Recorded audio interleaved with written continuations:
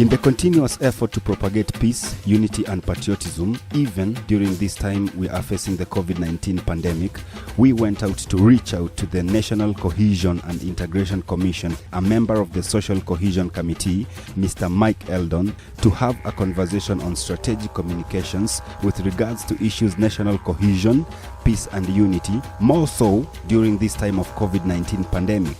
I'm your host today, Daniel Muteti, and this program is brought to you courtesy of this radio station in conjunction with Kenya Community Media Network, KCOMNET, and the German Agency for International Cooperation Civil Peace Service, GIZ CPS. Welcome.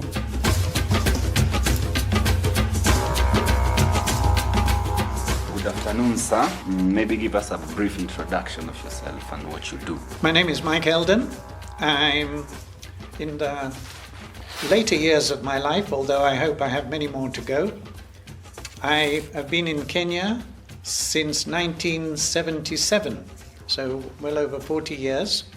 I came here in the IT industry from Britain, and now I do consulting, and I'm a director of companies, and I write for Business Daily, one of the newspapers. And what we'll talk about later, I think, is my work now with social cohesion. Okay, thank you for that introduction. So basically, tell us what is strategic communication and what information is being passed in regards to the NCIC. So let's start with communication. What is communication? It's people exchanging information and views with each other, and in a way that it clicks that what you are saying to me, I'm listening openly and actively, and I'm absorbing it, and I react to it, and we have a conversation. That, to me, is what communication should be about. It isn't always about that, but if it is to be strategic, it means that people engage and link up with each other so as to make progress towards some idea that they want to pursue together. So we persuade each other, we reach agreement, or we agree to disagree, and we communicate, bearing in mind that a part of us sits above the situation, strategically you might say, to make sure that it's a useful communication, and that what you're telling me, I'm getting it, that I'm not misunderstanding it, I'm not ignoring it. I'm not only listening to it to criticize it or to reject it. To me, strategic communication is that. Okay. And what information is being communicated in regards to the NCIC? Well, NCIC, first of all, is the National Cohesion and Integration Commission. It's 4 long words, but the whole idea was that it was set up after the post-electoral violence in 2008 to bring Kenyans together. So that's what cohesion is, to be cohesive. It's to do with like having a glue that binds us together. And integration, we know. It's integration rather than being divided, particularly by ethnic groups, by tribes, or by gender, or by age, or by race, or by anything else. So the NCIC was set up to bring Kenyans together. And how are you achieving this?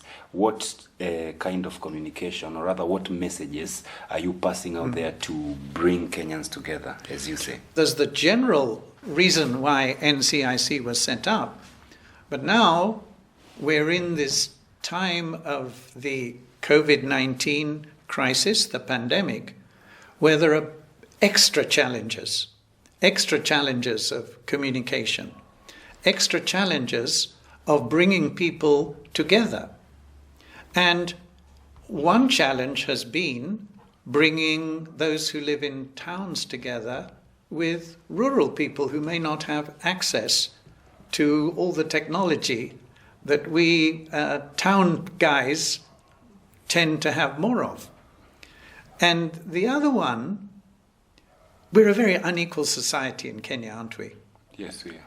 And so when we started with this crisis, there was concern that the national leaders were not relating well enough to people in communities like the ones we're engaging with here in this conversation, you and me. And so our desire in NCIC is to flatten the gap between the elite and the communities. Mm-hmm.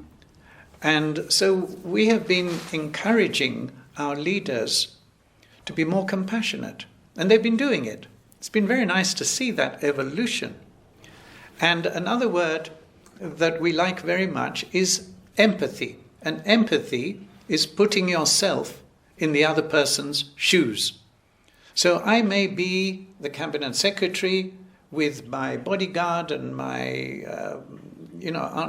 people surrounding me and my nice cars and my podium from where I make speeches. But I must be able to understand everyone around me at all levels in the communities, whether it's in the cities or in the countryside, whether it's business people or lawyers or people in very modest circumstances, and particularly those. So what NCIC did is they, and I say they, not we, because I'm not a member of NCIC, they set up a special committee for social cohesion, for bringing people together at this time of the pandemic to deliver these messages that can bring people together. Okay, that's quite elaborate. So you've talked about flattening the gap between the elites. Flattening the pyramid. The pyramid. So the Social Cohesion Committee, or that task force that was formed by NCIC, you are striving to do that. So how exactly are you doing it? Well, I don't know if there's an exactly. One way is by having interviews like this one. And some of us have been writing articles that have been appearing in the newspapers. I wrote my column in Business Daily on social cohesion. The wonderful chairman of NCIC, Reverend Sam Kobia, has an article in the Standard just today on why stigma is such a dreadful thing and there's no reason for it.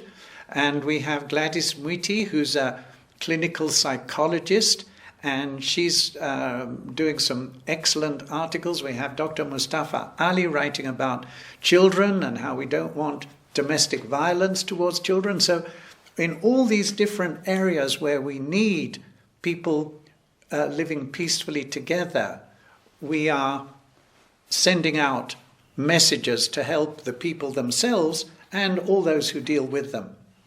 Good. Now it's clear how you do it.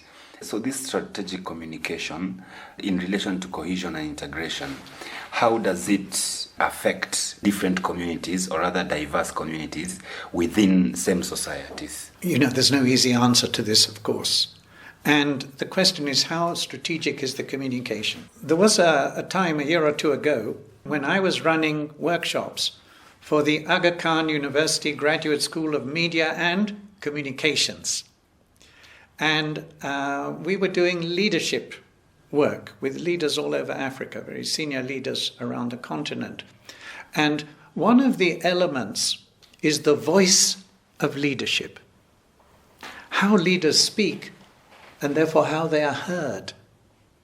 And how they speak to be of influence, that they make a difference, that it's not just a speech and everyone is simply there waiting for it to end so they can clap or get the hand out or whatever it is.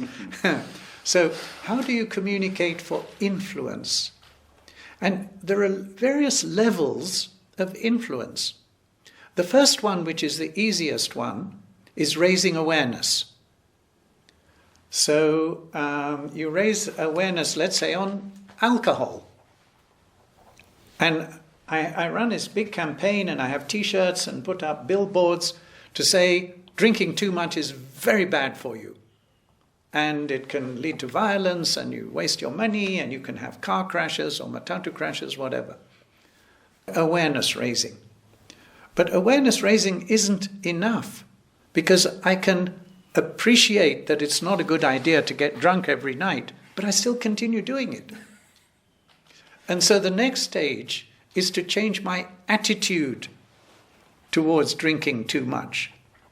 I start thinking about doing things differently, and for the reason that I want to avoid the bad stuff that'll come from drinking and benefit from not drinking, not least having more money available for other things. And the final one is changing behavior. Raise awareness. They say, oh, I see, I never realized it was bad for me. Then you change attitudes, and finally, you change behavior. I stop drinking so much. And in our Social Cohesion Committee, and generally in organizations like NCIC, that is the challenge. We can spend a lot of money raising awareness, but will that be enough to bring people together? So we have to be much cleverer in communicating for influence, in strategic communication, so that people say, now I'm going to think much more about that. And I'm going to stop doing these things that I know are not a good idea. And I'm going to start doing these things that are a good idea. It's difficult to do that with huge numbers of people. It's much easier in a small group.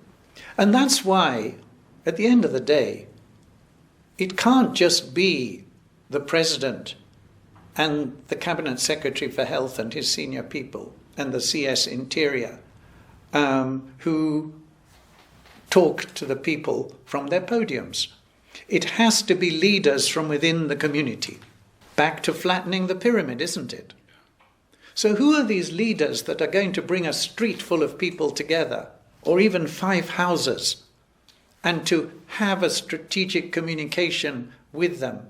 Because they are people of influence, role models, to get people to move from where they are to that better place. And there are all sorts of wonderful groups doing this. We all know about MISA, don't we? Yeah. The Mathare Youth Sports Association. Thousands of footballers over 20 years now. But when Bob Munro started this, his idea was development through sport. And so he's taking people together, young children, and bringing them together to enjoy playing football, to learn how to become good team players within football and to be responsible and to practice and so forth, and to do community work. Mainly theirs has been environment work, cleaning up the environment. And Bob was just telling me the other day that when a MISA team wins, they get 3 points. But when they do a cleanup in the community, they get 6 points. So this is the carrot, the incentive to behave differently. So this idea of having a good time, doing good things. That's my motto in life, the one I shared with my son. Having a good time, doing things. And why not? They are a total role model for the best in society arising out of these communities with very little to speak for themselves in terms of income or wealth. And that's what we need more of. Leadership at the grassroots. Wow, that's quite elaborate. You've you've spoke about being clever through communication, which through strategic communication, which brings me to my next question. So how should strategic communication be done in the most inclusive and effective way? Yeah. Well, there are a number of characteristics of how to communicate to make it effective, whoever you're communicating with and whatever you're communicating about. One is to keep it simple, whoever you're talking to. And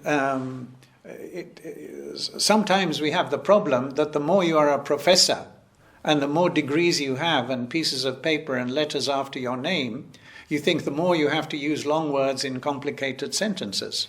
That's not the case. Real brilliance is getting hold of something that is quite complicated and communicating about it in ways that anyone can understand. So that's the first thing.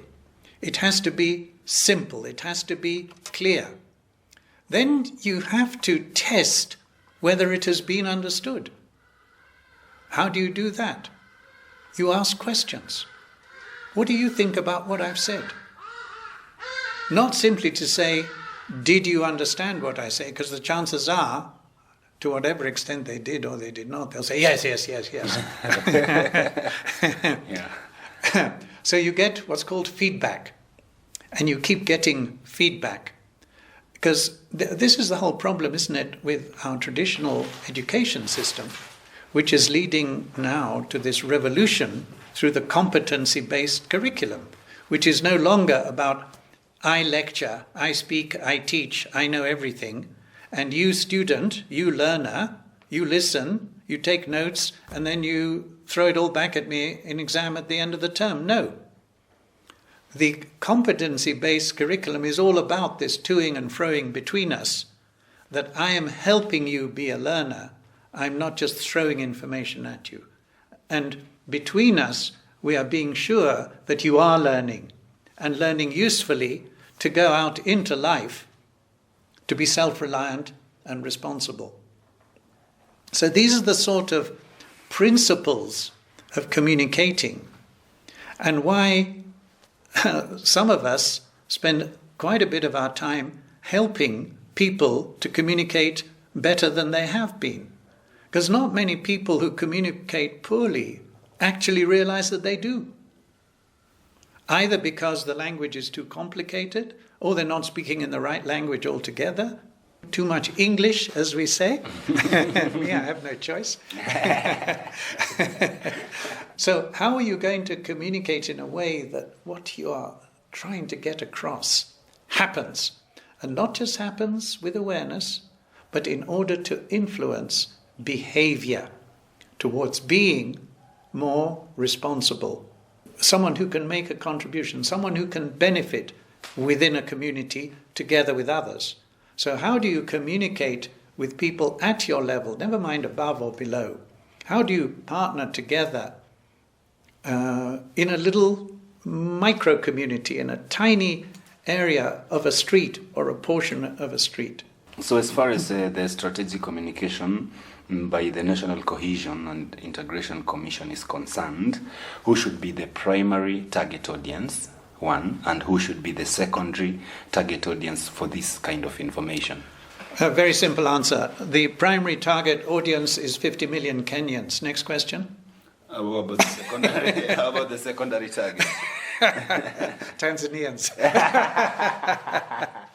Okay, so, so technically it's everybody. No, the thing is this, that we want to inspire, to motivate all Kenyans, in whichever part of the country, wherever they're living, however much money they have or don't have, to think about being together at this time. And I wrote an article a few weeks ago when we were already into the pandemic with the lockdown and everything. And so many Kenyans have surprised us by being so much more generous than we ever thought they would be in giving handouts of food and whatnot, and holding on to staff even though they hardly have any money as employers. Not everyone, but a lot of people. And this brings us to the question of values. In our Constitution, we have national values. That's good. Unfortunately, they are buried somewhere deep in chapter somewhere 10, I think, in the Constitution. There are 17 words. No one ever refers to them. They're ignored. No one ever talks about these values. Uhuru recently has. Some of the other leaders recently have been talking more about patriotism and these things. It's good. We've been very happy seeing that. But it's not enough. And there isn't enough of a common understanding of these values. So in this National Cohesion Committee, we are very focused on promoting a punchy set of a small number of values. And patriotism, of course, is one. And there are others, and all these values are related, aren't they? Whether it's togetherness or patriotism or trust or you name it. You can't have one without the other. They all work together or they all don't work together. So a big part of our work, we're still a little bit at the beginnings of this, is trying to shout about national values in ways that everyone can relate to, and that in particular our leaders refer to, and rather more difficult, live, so that they are role models for these values. But we can't only rely on those leaders up there. In our community, we have leaders at the small scale who are good people, good men and women who live good values. And they must emerge as people of influence to communicate about those values. Who are the people best at this? A lot of the pastoralists, the Maasai and the Samburu and others with their age sets. And each age set has a leader, some leaders. And how are those leaders selected? It's not one man, one vote, or one person, one vote. It's those who have the best moral code, the best family background. So what's the importance of strategic communication at this crisis time, as you've mentioned it? Why is it important for NCIC to pass out that information? Well, it's important for Kenya, it's important for the world. And we see how some countries have been communicating much better among themselves than others. It's interesting, isn't it, that we have found that the overwhelming number of countries that have done best with their communication, and hence in flattening the curve of COVID-19, have had national leaders who are women. Yeah. New Zealand, Germany, Finland, etc. But leaving aside the gender aspect, it's always important, whether you're in crisis or not, to have leaders who know how to communicate in ways that bring people together. If you take some of our leaders now, they've been doing a much better job until all this business with Ruto and Waiguru and so forth erupted in the last few weeks. In the first few weeks, everyone was hands on deck worrying about COVID. Now they seem, so many of these politicians, whether it's Wetangula, Atwoli and so forth, they've decided to continue with their own fun, doing what they know best, and ignoring cohesion and integration. And the best thing we can do is to ignore them. Uhuru's tried, hasn't he, to say, look, I want to concentrate on development right now. I want to concentrate on my legacy. And it's quite clear that he's very serious about this. But his legacy is determined in 2 years' time.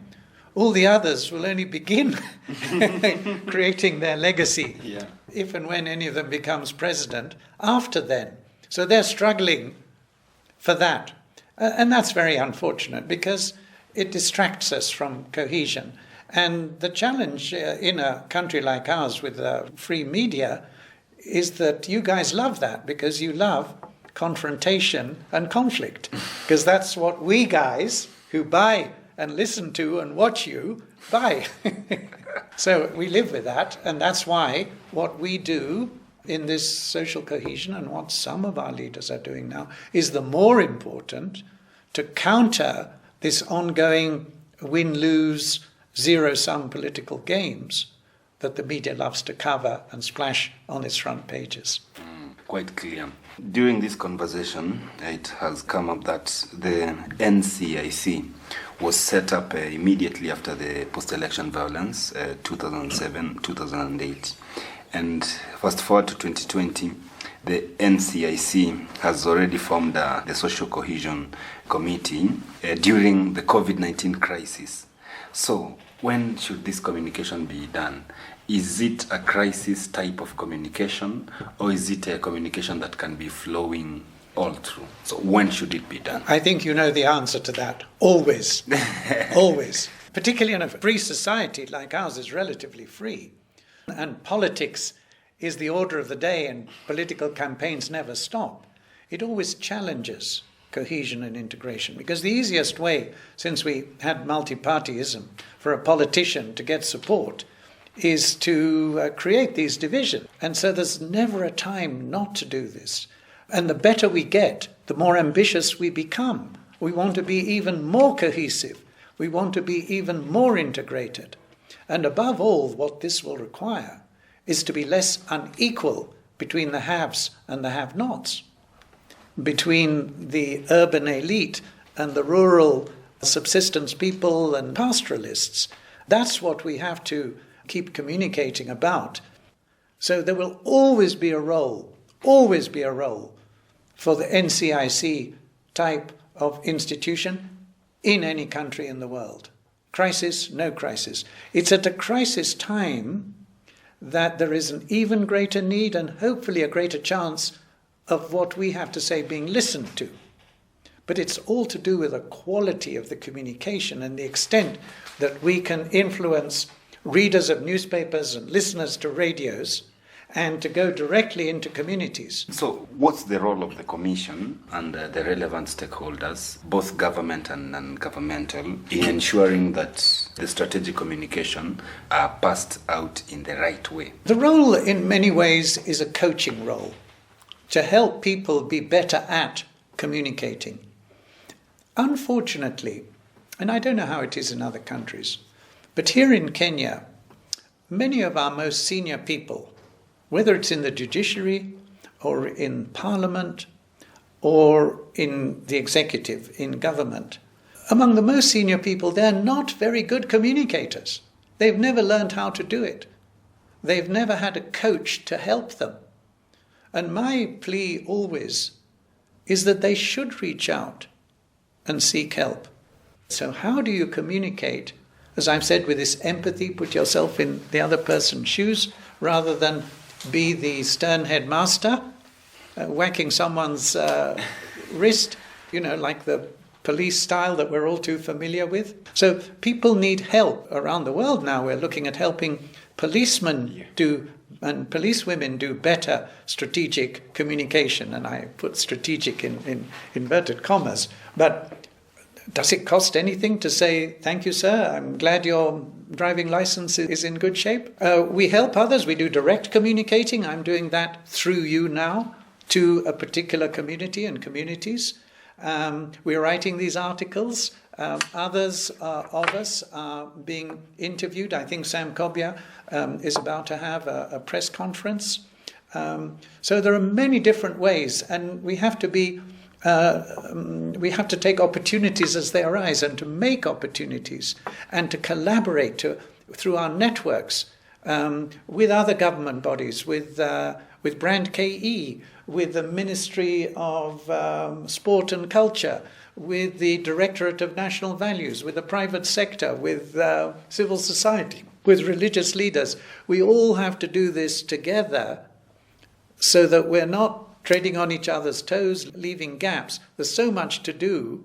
There are so many people of goodwill, so the more we work together, the better. Yes, and the primary target audience, which are the 50 million Kenyans.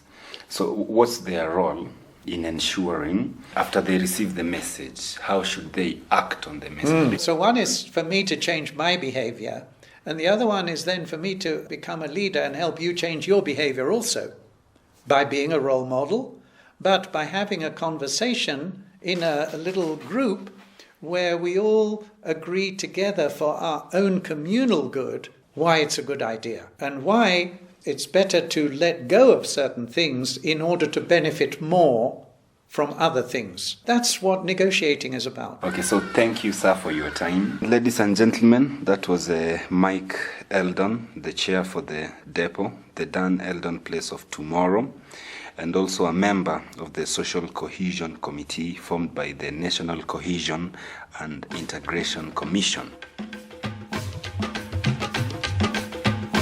This message has been brought to you by this radio station in conjunction with Kenya Community Media Network, KCOMNET, and the German Agency for International Cooperation Civil Peace Service, GIZ-CPS.